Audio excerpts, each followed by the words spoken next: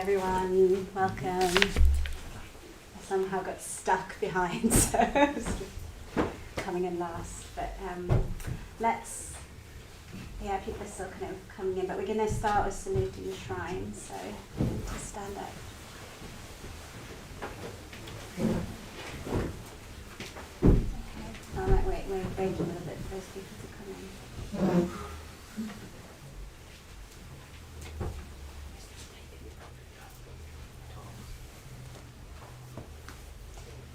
Yeah, is there space? Maybe actually there's a few more people coming in. There's a few spaces here at the front if anyone needs a space. Yeah, like, and then one over here. Yeah. There's one seat just here, this best seat in the room. You hear and see everything. Go on, you know you want to. I'm not singing. How many more people? Yeah. So we could potentially move forward a little bit as well if we make a bit more space.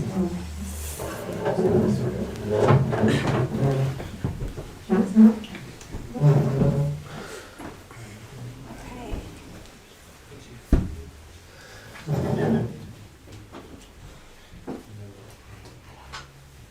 Has everyone got a space? Okay. Great.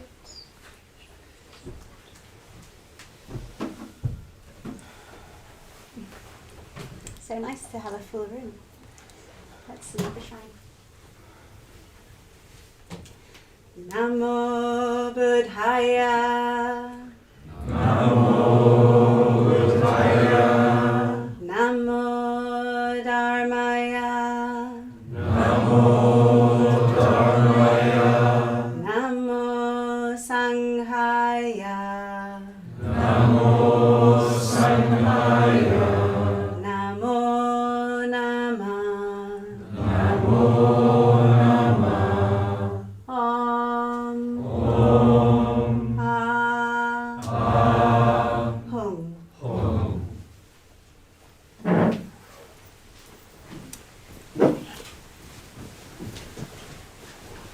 So really warm welcome everyone to Wednesday night. My name is Vimoksha Mahdi.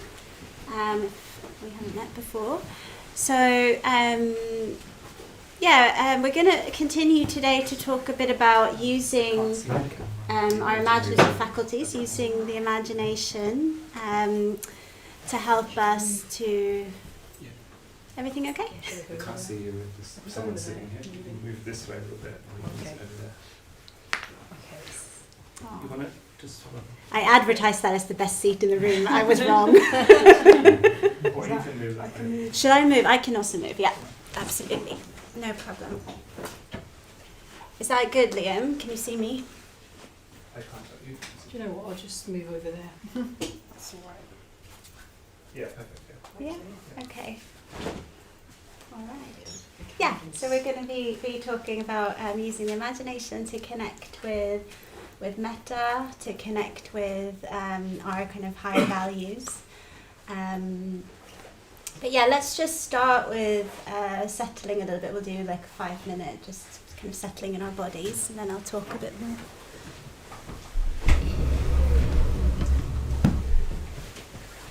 So maybe I'll just dim the lights as well.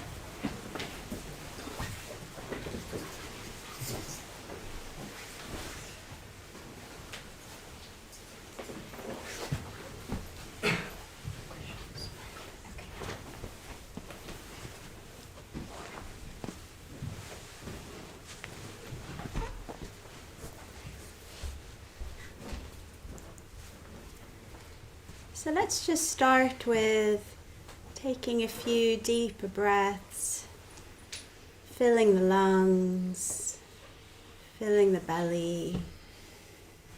And you might want to exhale with the mouth. It's quite nice just to do a big sigh out, letting go of the day. And as you breathe out, allowing your body to drop down into the support of the mat or the chair.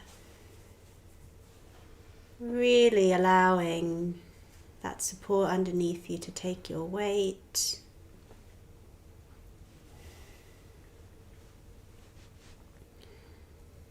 And softening in the jaw. Inviting a softening in the brow. And the muscles around the eyes.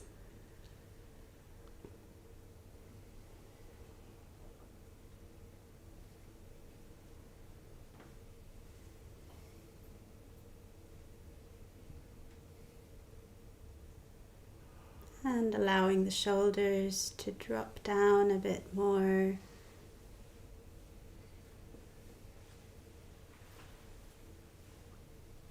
Imagining that the shoulder blades can just slide down the back a little bit.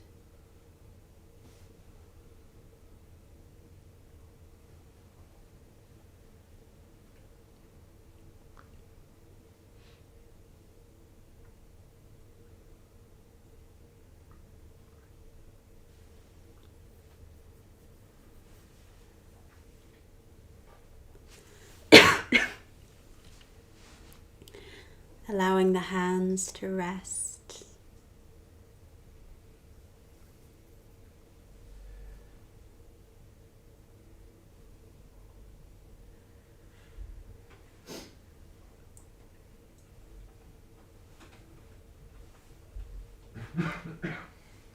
And allowing your awareness to comb through your body.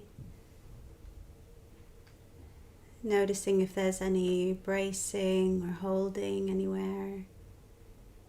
And we can just gently breathe into those parts on the in-breath, inviting a softening on the out-breath.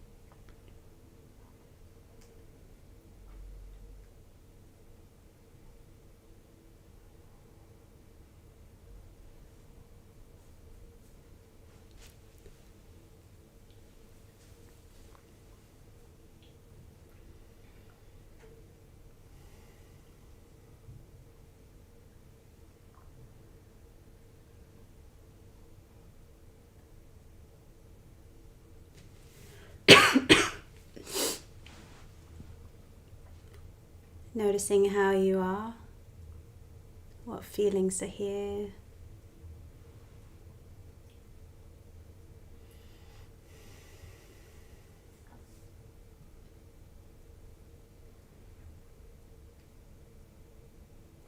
Seeing if you can just welcome whatever you find.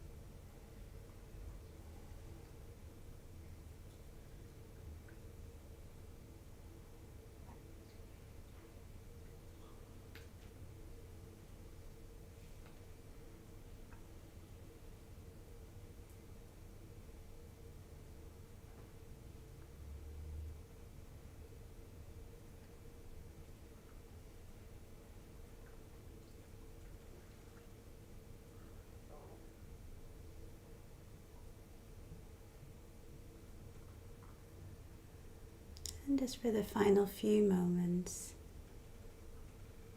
seeing if you can allow yourself to just enjoy Sitting here quietly with yourself, exactly as you are,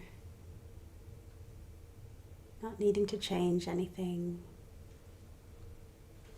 just breathing, just being.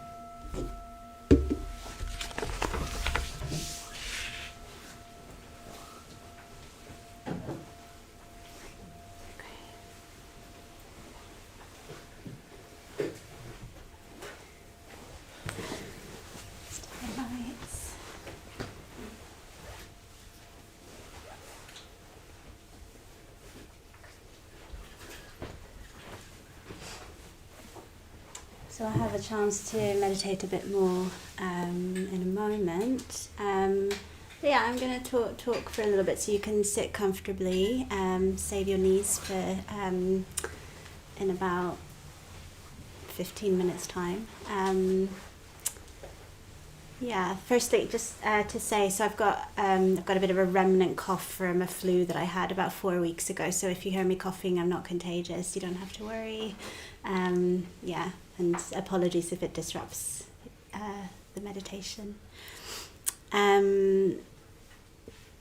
Yeah, so I want to talk a bit about the sort of using our imagination and kind of how that can be a real help to us on the spiritual path, and kind of essential actually, because what we're moving towards is this kind of high ideal, the ideal of enlightenment, and we don't really know what that is or what that was, so we kind of have to imagine what that would be like. We might have kind of glimpses of that. We might kind of have felt, there's an opening in my consciousness, or there's kind of a feeling of less separation or whatever. There's like, I can kind of see beyond sort of my fixed and separate self a little bit here, but we can't really fully imagine what that would be like. So I think it's really important to sort of have to be able to use our imagination to sort of connect with that potential. And Aditya Bandhu talked a bit about that last week, and talked about, can I just have a show of hands who was here last week? Yeah, so a few of you, role models, for example, and how we can see kind of positive qualities in other people and connecting with that. So today I want to kind of continue on that thread, but I want to talk a bit more about like really kind of maybe sort of we can think about it as focusing a bit on the difficult person in the metta bhavana practice. This is effectively, it's going to be kind of a bit of a workshop on metta practice. And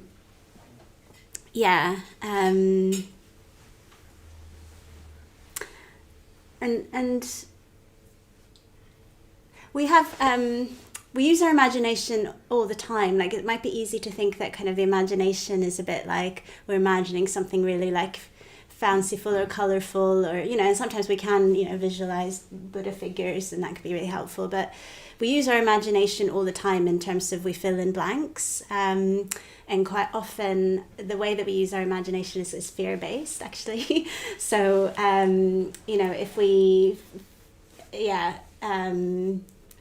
if we're struggling, like maybe I'm feeling a bit nervous about something, and then I imagine I go into that setting and nobody's going to like me and people are going to find me weird, or that's what we do all the time. That's fear-based imagination, and that puts us in a state of fight or flight when we go into something.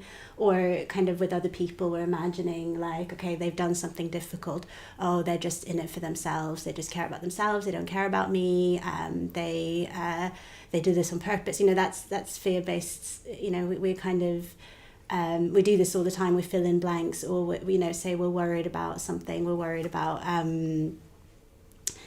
there's some uncertainty, and then we think about all the worst possible scenarios of things that could go wrong. So I'm struggling to think of an example, but say I've got something important to do at work, and I'm just kind of thinking about all the different things that could go wrong. Am I going to be on time? Is all the things that I need, are they going to be there? Are the people that I'm relying on going to do their part? And that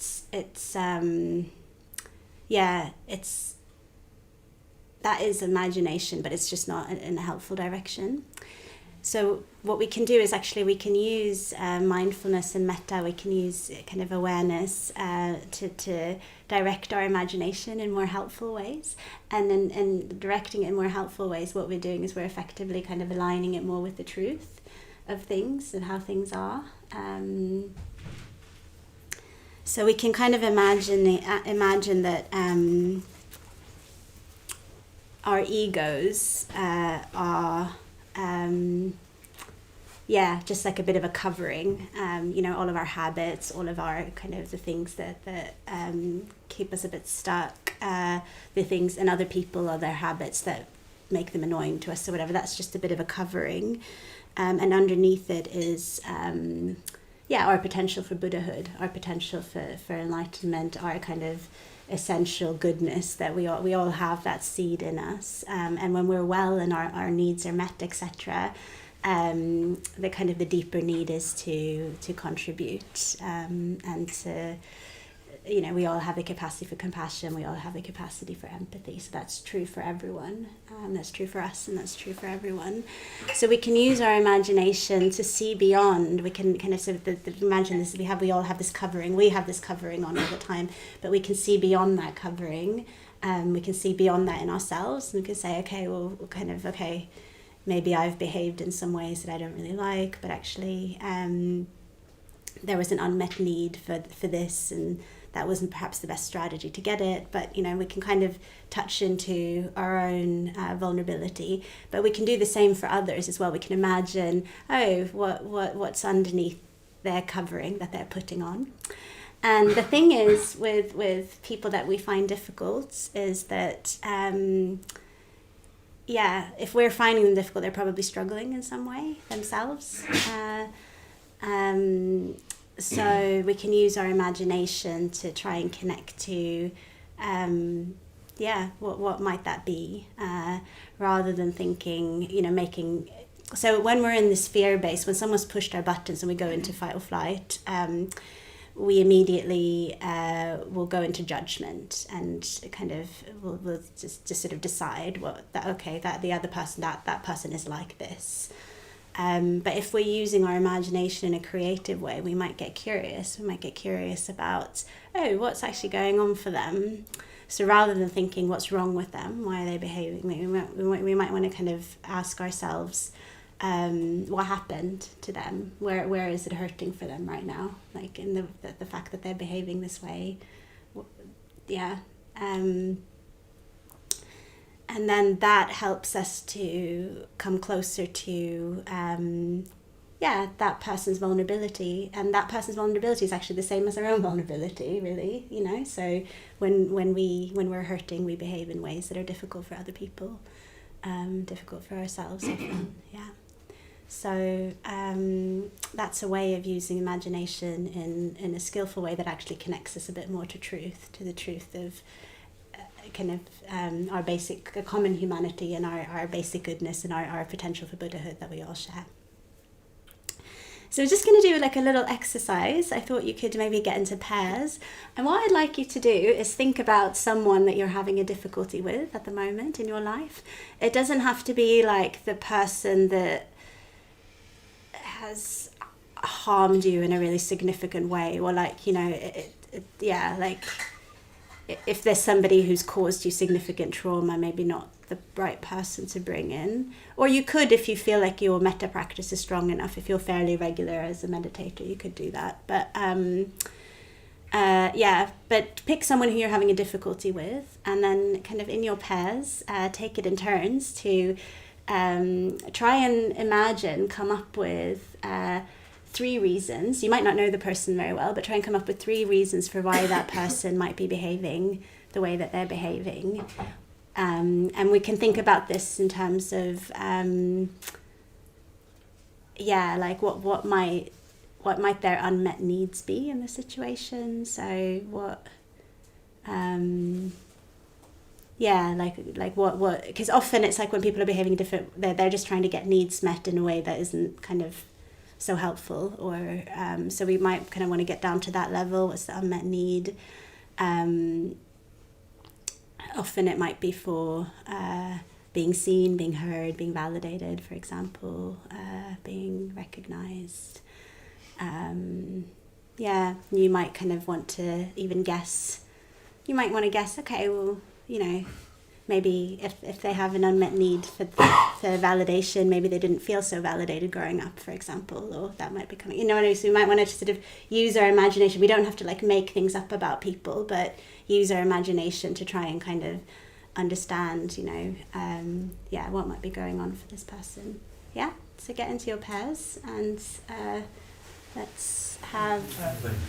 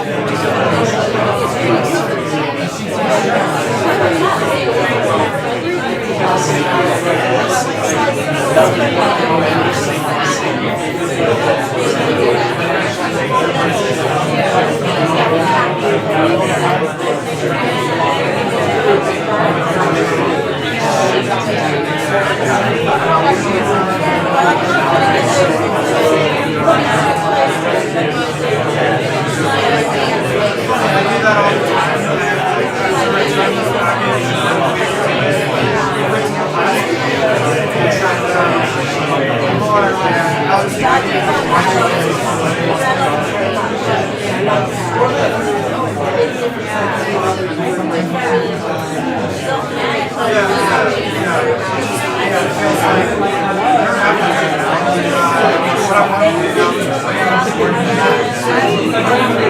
is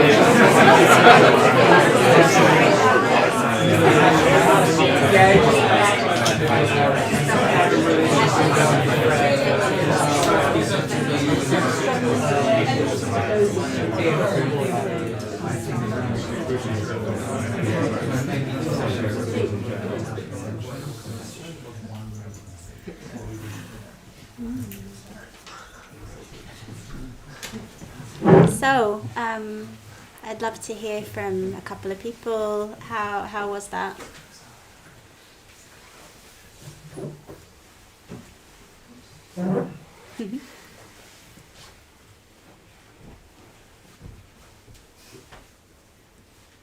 Yeah, it was good to like think about the person from a different angle because I mean we both used like the same person we've been using in Metta for like months. And well, Lizzie was like, you said you naturally do kind of imagine what is going on with her, but I hadn't done that. So yeah, it was quite useful maybe. I don't know, we'll see. We'll see, we'll find out. Yeah. Yeah, thank you. Yeah, we had both the same thing that we thought about, and we'd used that example in doing the Metta Bhavana before, and it's just really helpful to think about sort of what belongs to them, what belongs to us, and not to take it personally when something comes up. That what's happening for them is not something necessarily that you need to respond to. Right, yeah, so there's kind of that separation, okay, that's there. But you should try and hear it, try and hear what's going on and what's causing it. You can empathise with that without allowing it to harm you. Yes, absolutely, and I think that's a really important point as well, that there are situations where we need to set boundaries and we need to say no and we need to kind of be clear, and if we're able to imagine what's going on for the other person, we can do that in a way that's kind and calm, and that's kind of they're going to be more likely to hear as well. And I think it can help, like you were sort of saying, separating out. Okay, what's mine? What's theirs? Anyone else? Feedback? Yeah. Yeah. So. This person's been always part of like my metta meditation in a sense. But yeah, I think something that always happens is that I realize their struggle is often my struggle. I think often what we see in other people might be something that we struggle with as well. Sure, yeah, right? yeah.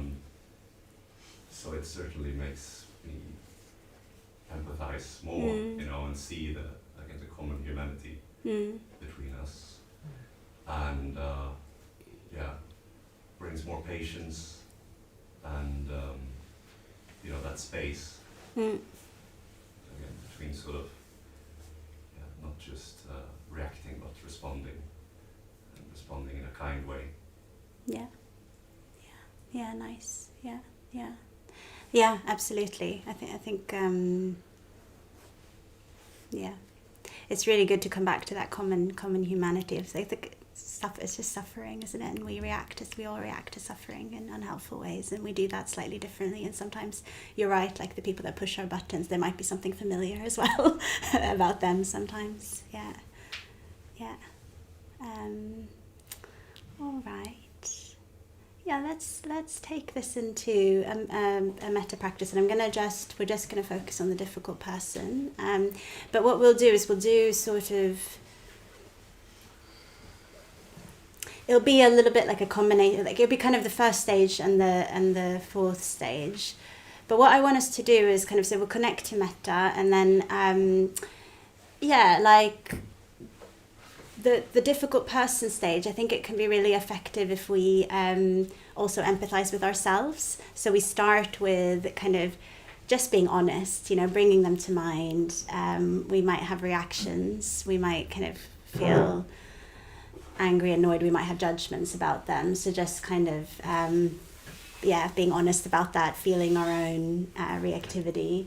and bringing patience, bringing forgiveness to that. That's okay.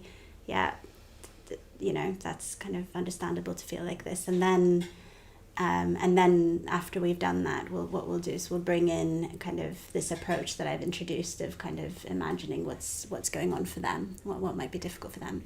And one way into this could be you might like to imagine them as a child. Actually, that can help sometimes. Kind of, like if you've identified potentially some unmet needs that might be kind of underlying their behavior, just to kind of connect to the vulnerability of that person, that could potentially be helpful if it's difficult. And then we can imagine what would happen if their needs were met. Like what would happen if they felt heard well, safe, loved, and imagine what they would be like then. Yeah. So let's give that a go. Yeah, thank you so much, Jyoti.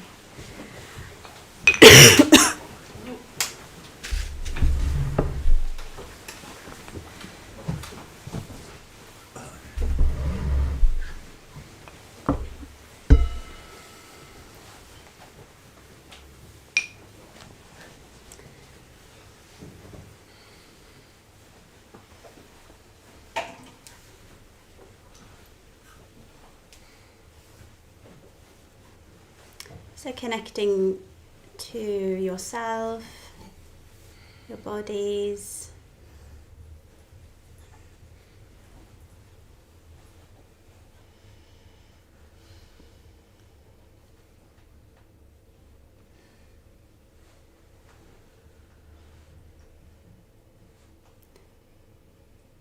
perhaps beginning with just connecting with your own basic goodness, your own potential for Buddhahood underneath all the coverings.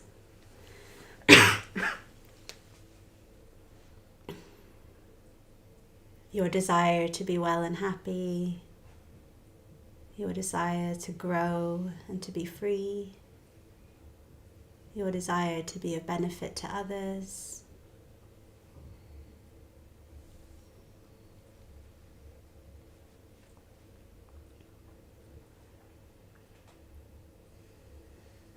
Your imperfect humanity.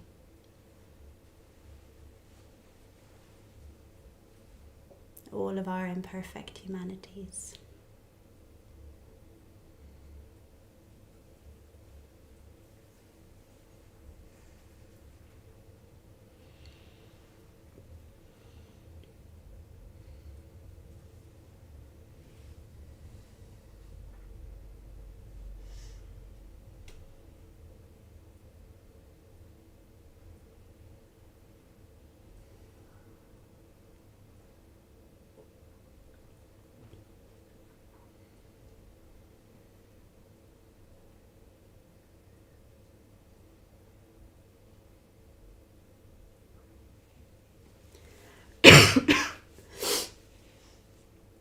And then you can bring to mind your difficult person.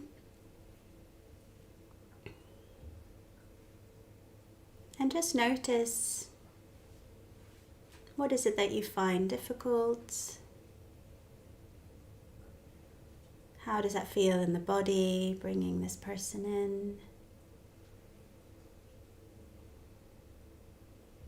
Not needing to immediately cover it over with metta, but just sitting with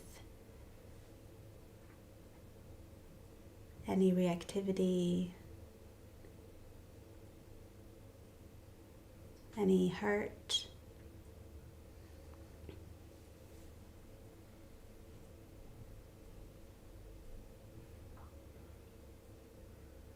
Allowing those feelings to be there.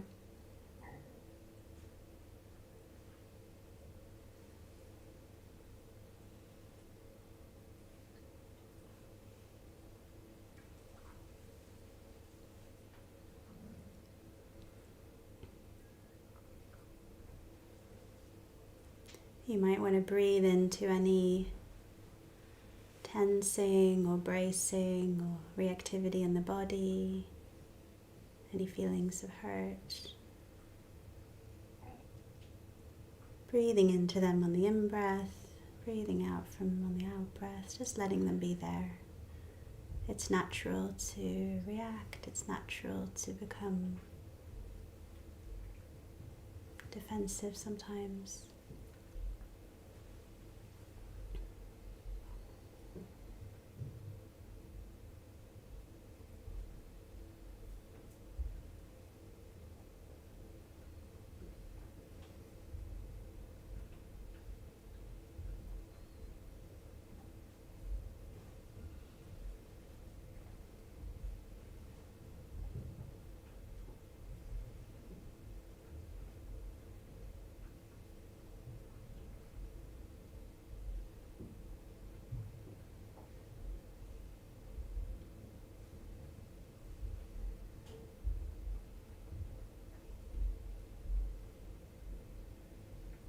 And once you've had enough time to sit a bit with your own feelings, when you feel ready, you can move into imagining what was going on, what's going on for the person you find difficult.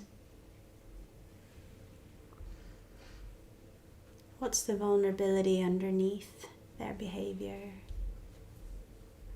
What are the unmet needs?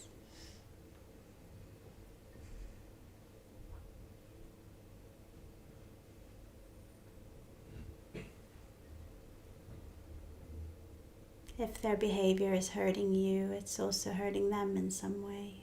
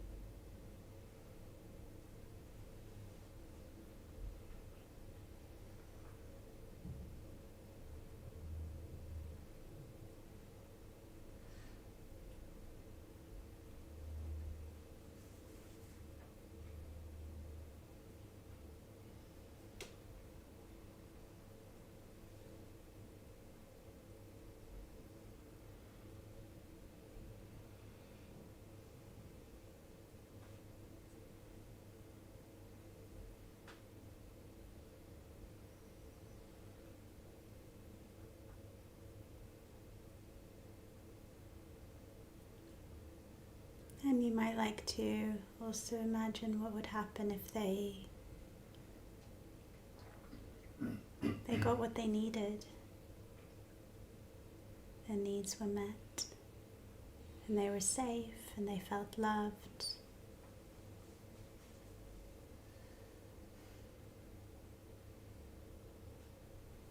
They felt validated, they felt heard.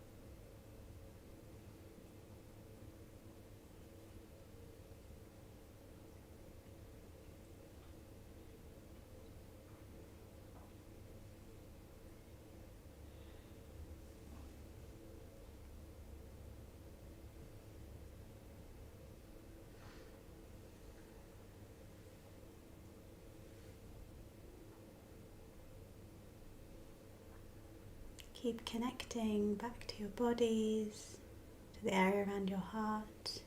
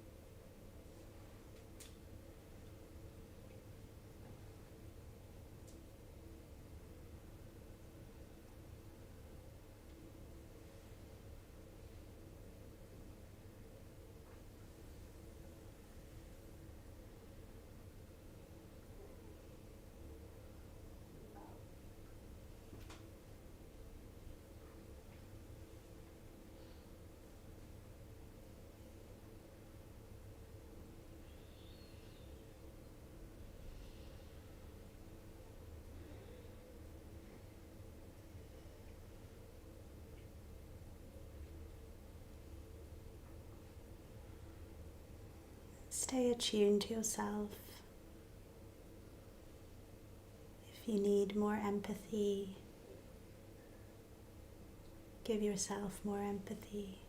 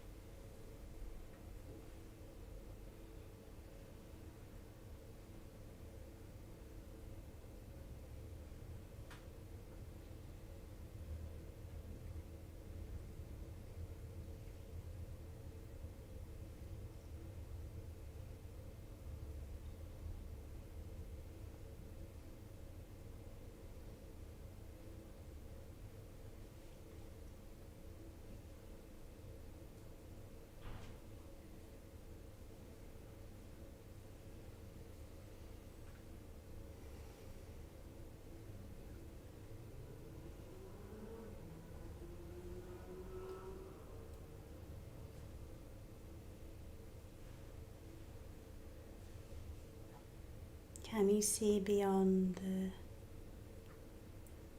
defensive coverings of the ego to the potential for goodness, for Buddhahood underneath?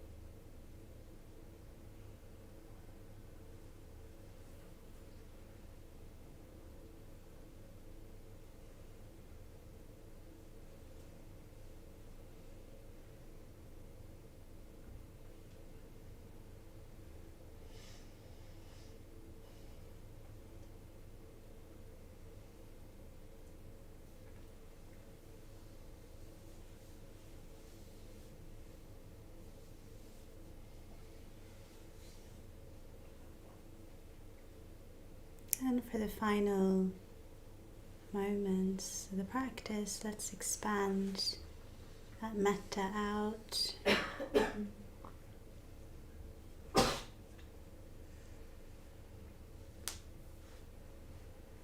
All beings want to be happy. All beings want to grow and be free. All beings have the potential for Buddhahood. And all beings have habits that get in the way, ways that we protect ourselves that don't serve us.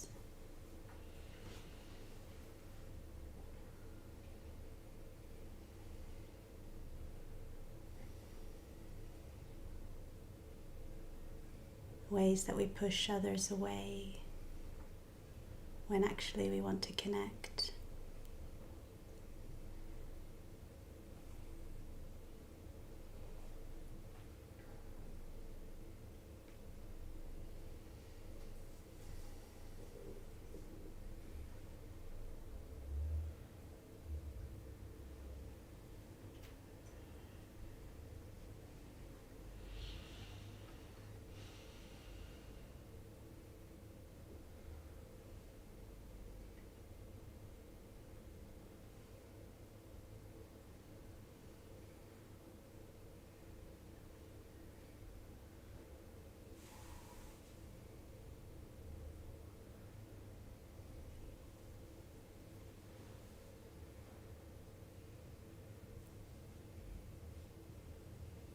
And this is part of being human.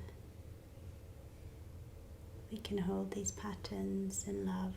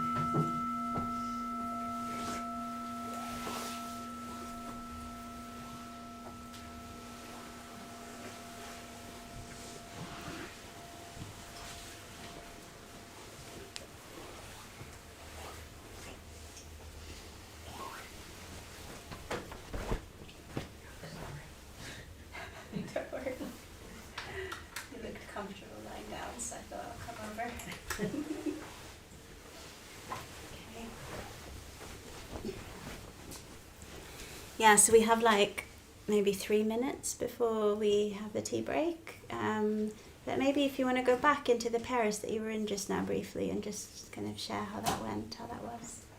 Yeah.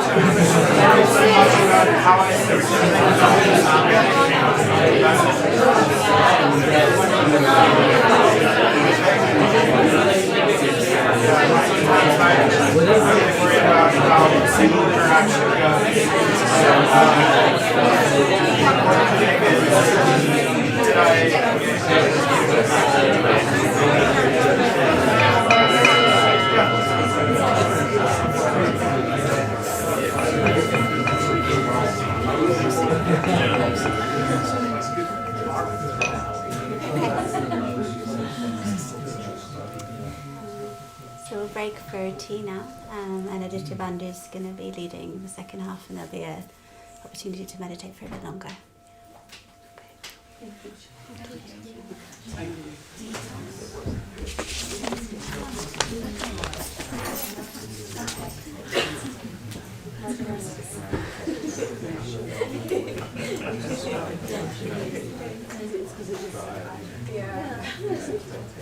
I never really had the time to use it.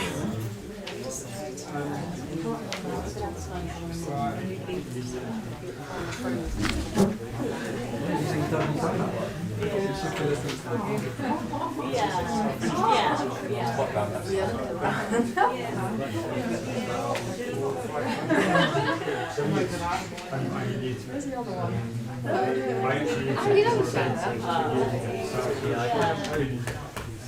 don't think I've ever seen you guys. I've never, no, I didn't see. It's just, there's a lot of people, so one of the comes evening class as well. But they don't want to come. I don't want to come. Wednesdays are like, Wednesdays and Mondays are Tuesdays. And then I started Thursdays. I feel like what Tuesday, Wednesday. Yes. Well, that's quite a good idea. Yeah. I mean, that's like I feel like Yeah. Because I've been doing this. The idea rather than like Thursdays.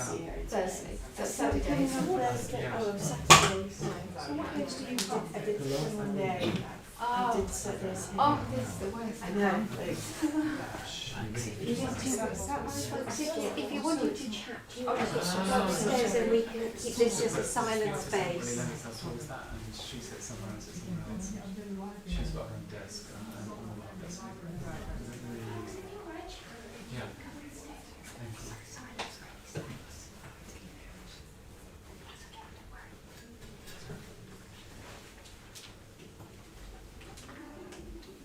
I think maybe the two relationships in common.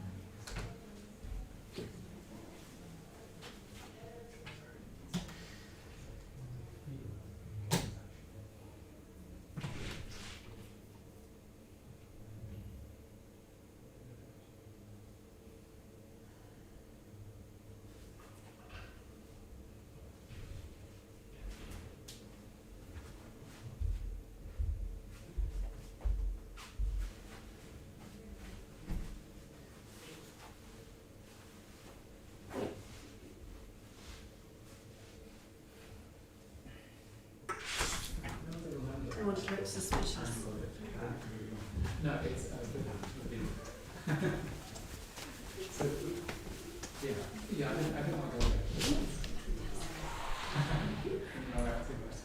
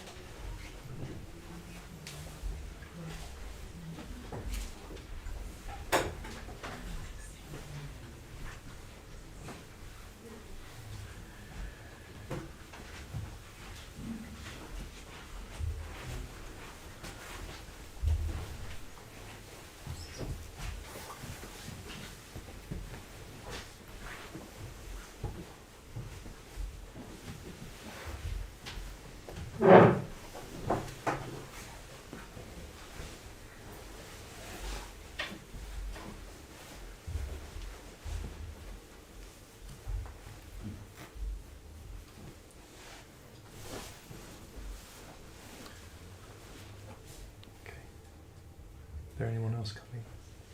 Mokshmati? Yeah, I think that's fine. Yeah? Okay.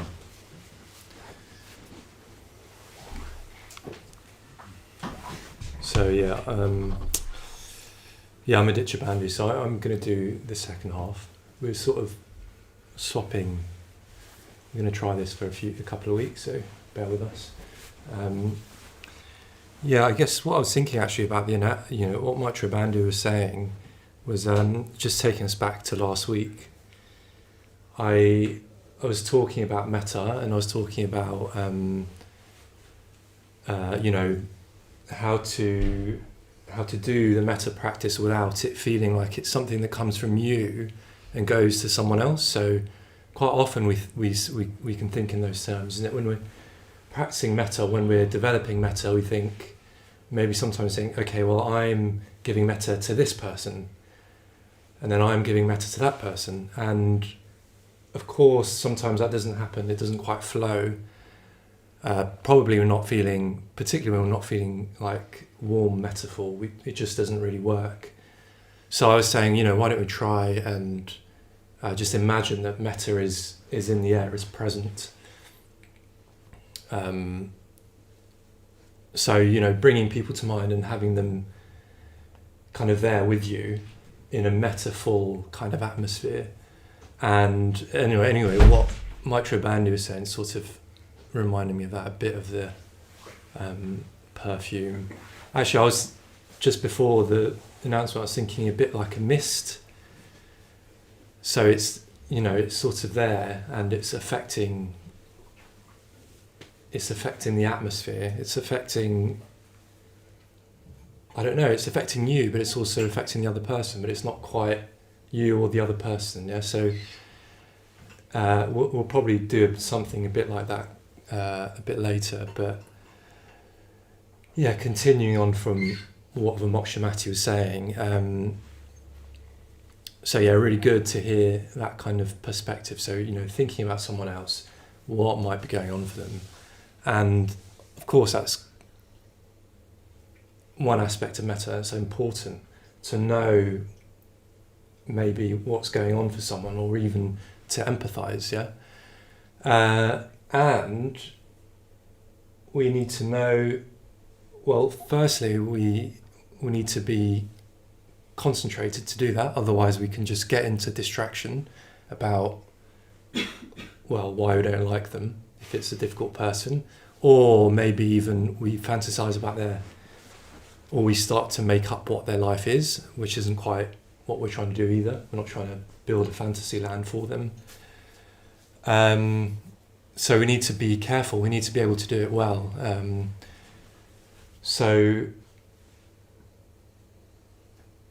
I'm going to basically flip the focus for now. So what we're going to do is we're going to, when we do the metta bhavana, we're just going to be aware of whatever comes up for us. Yeah. So we've thought about the other person, what comes up for us, and that's particularly anything, any difficulties, any difficult stories, any sort of blame, or even any distraction. We can just, once that comes up, we can notice what that's like for us. Yeah, so we notice a story, what's going on in our body. Often with those stories comes a tension, a physical tension, and then we drop the tension. Sorry, before that, we notice a story and we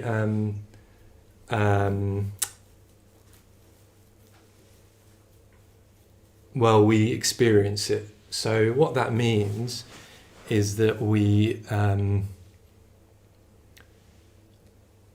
stay with it, stick with it, and not try and push it away, and also try not to be distracted by it. So that's actually much, much harder than we think. We think, yeah, that sounds great, fantastic, I'll do that. But actually what we tend to do, or what I tend to do, is I'll go into this thing. I might even get distracted. I might even start thinking about something else.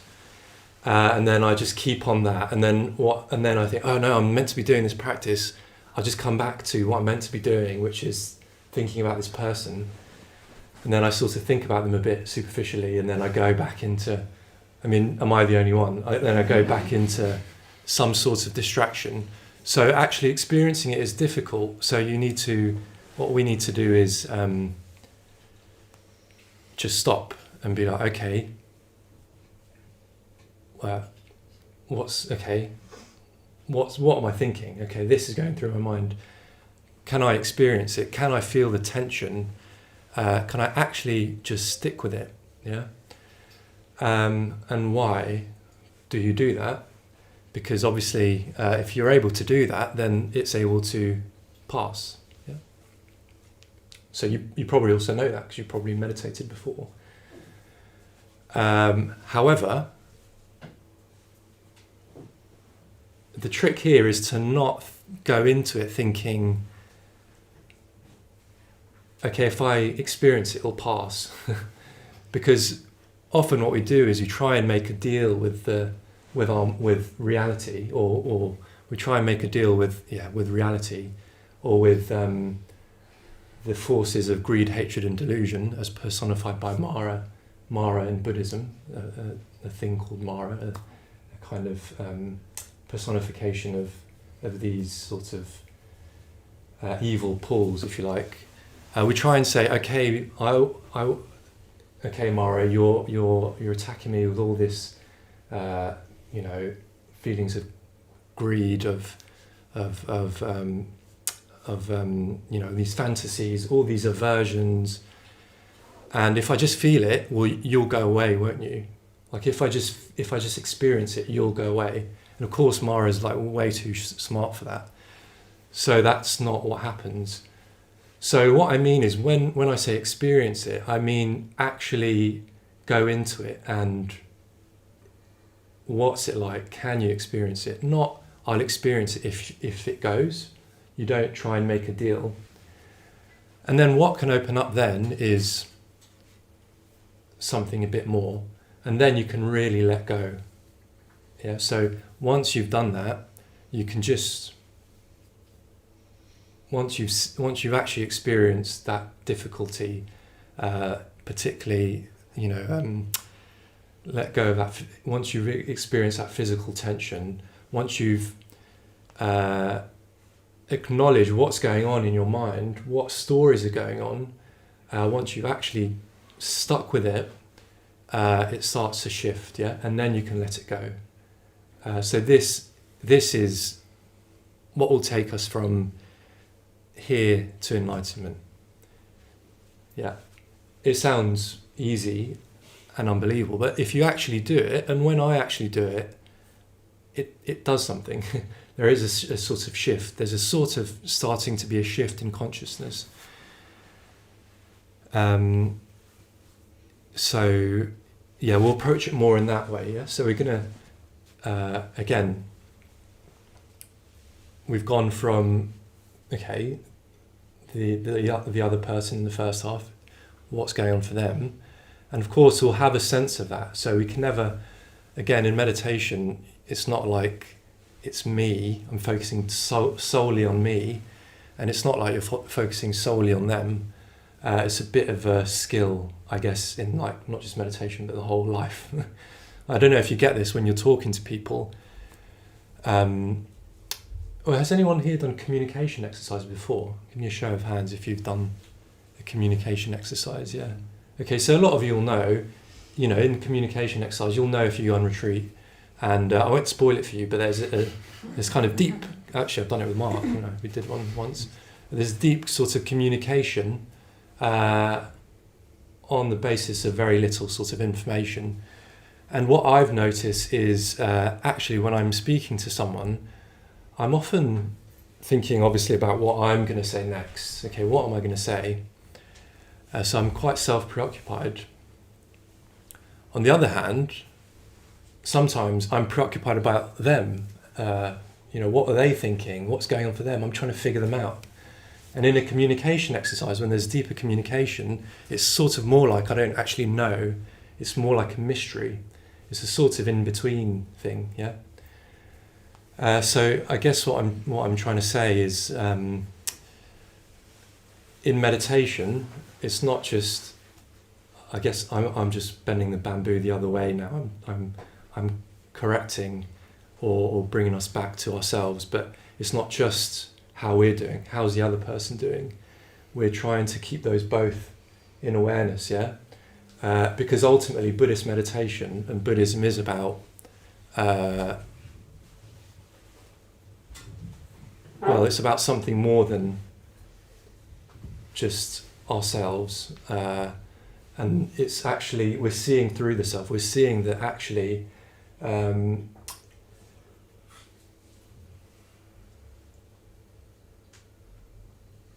how can I put it?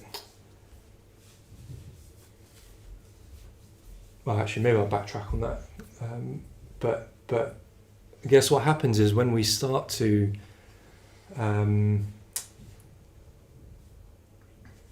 we're able to let go, like I was saying, if we're actually able to experience it, let go, it's more like what can arise is a different kind of experience of consciousness itself. It's not like we become the other person. Yes, sometimes we don't actually have the imaginative capacity to know what happens if we let go. We think, am I going to be annihilated? What happens? I'm quite comfortable with this. I in a sense, I don't want to let go of all my fantasies, because what happens if I do? And in a sense, what we need to do, what happens with more trust in our imagination and more trust in our practice is we can let go into that kind of something of that kind of other sort of level of consciousness, if you see what I mean. So the danger in focusing on ourselves is we become too self-preoccupied. The danger of focusing on others too much is that we speculate about what's going on for them. We don't actually know. It's hard, isn't it? Like, what is this about? And Buddhism's saying there's this other level of consciousness, and that's to do with letting go of those things, letting go of our personas, letting go of our stories about others, letting go of our ultimately what keeps us back, our negativity, and what we can let go into is what Maitreya Bandhu was saying. It is something positive.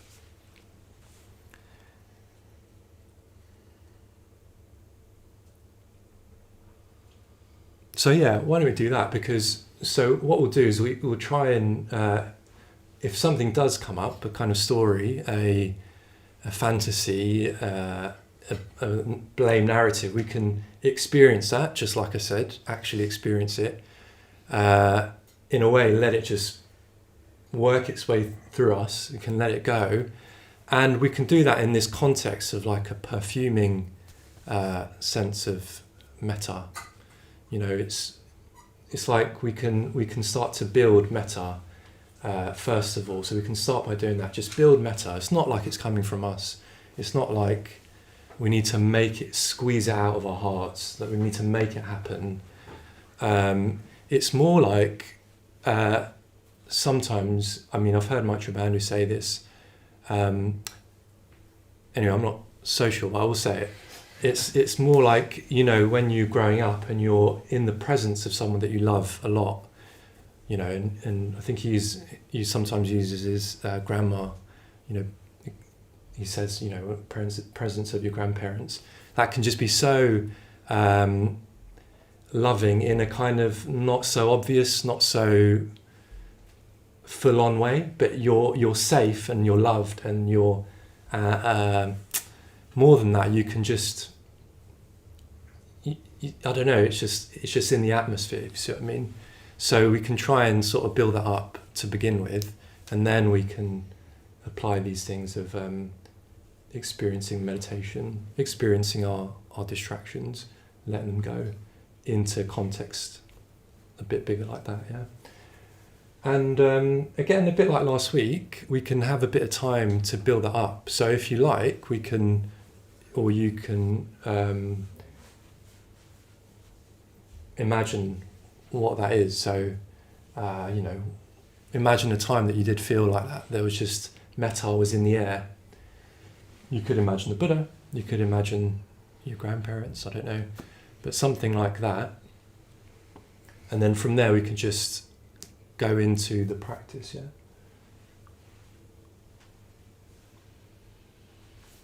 Okay, does anyone have any questions about what I've just said before we start?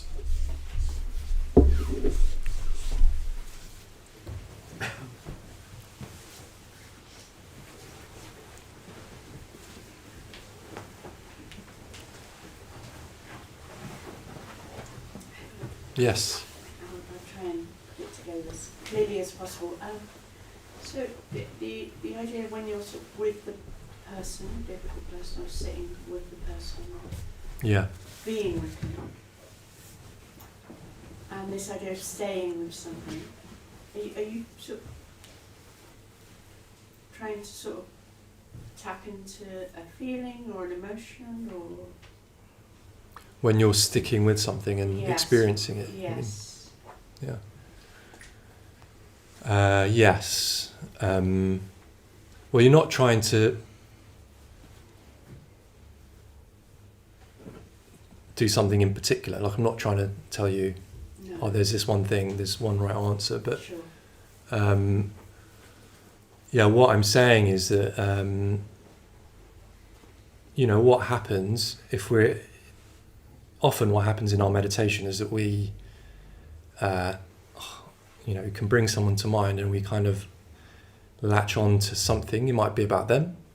It might be sort of, a memory that kind of leads to distraction or to blame or whatever it is.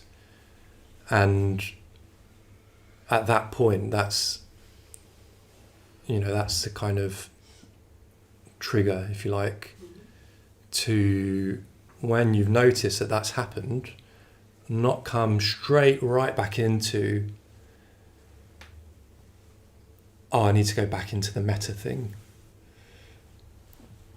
It's a bit like a vase that's like, our focus is a bit like a vase that's dropped. Or we sometimes think it's like a vase and we just have to pick it right back up straight, but it's not quite like that. It's more like, I guess, those clay pots, what are they called? Spinny, in the spinny thing. Potter's wheel, yeah. I thought, I knew you were going to say something. So it's more like that, where you just go back into moulding into shape over time. So what that means is like, okay, I've noticed I'm distracted with this. Well, I've noticed the narrative. Okay, well, that's not me. That's not real. That's just the narrative. And then you might notice any areas of tension. That usually comes with, it might be that your tummy's tight, or that you're, our shoulders sort of hunched over or something like that. That will come with a particular area of tension. So can we actually, what does that actually feel like, that tension? What's that narrative? Can you actually feel it without sort of believing it or pushing it away very, very quickly? What that does actually is sort of builds more energy and more mindfulness, and then you can sort of say, okay, I'm done with it, I'll just keep going. So yeah, one way to see it is that you don't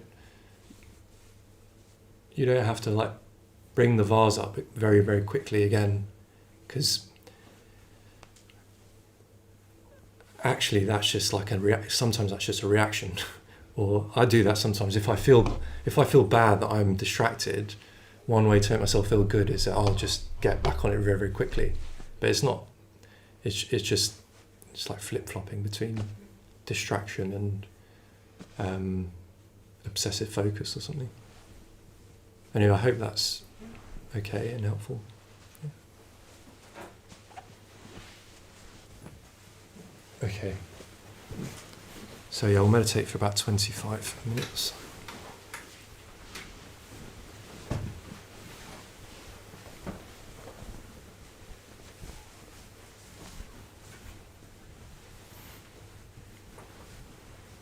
And I didn't say very much about imagination, but really it's just about, in a sense, just trusting that there is something there when you let go.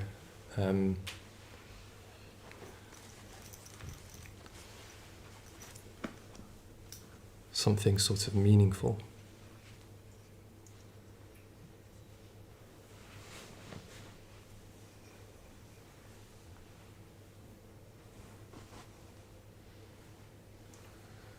So you can just take a few moments to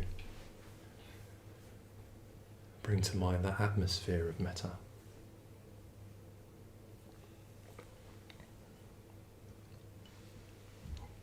Might be through a person,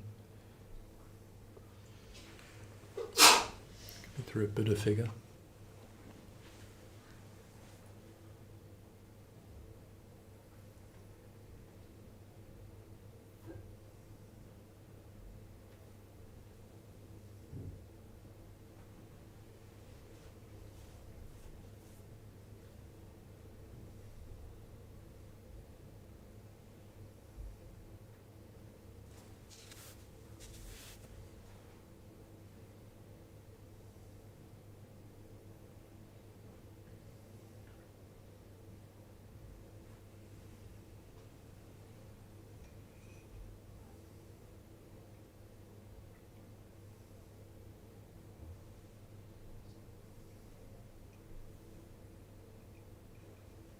We'll do a period of the metta bhavana.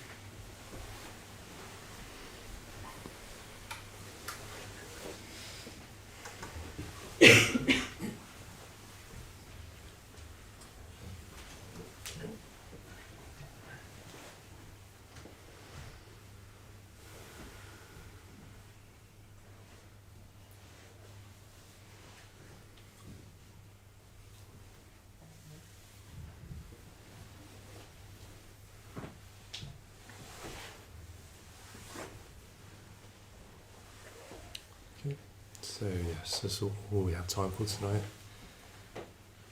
And back next week, so we'll be continuing on with this topic for a couple of more weeks, so if you can come back. And yeah, if you can also do give a donation on the way out, so that you can pay for all of this. So yeah, all the team does everything on volunteer basis, so the donations go towards maintaining the centre, and the classes run on donation. So if you can, do give. If you can't, that's also fine. That's part of it, and if you have, then thank you very much. So yeah, we'll be upstairs as well, the three of us, order members. If you want to ask a question, anything like that, then yeah, we'll be happy to answer, or just to chat. Okay? Thank you. Thank you. Yeah, if we could put our stuff back as well, that'd be great. So cushions at the back on the side, and mats just outside.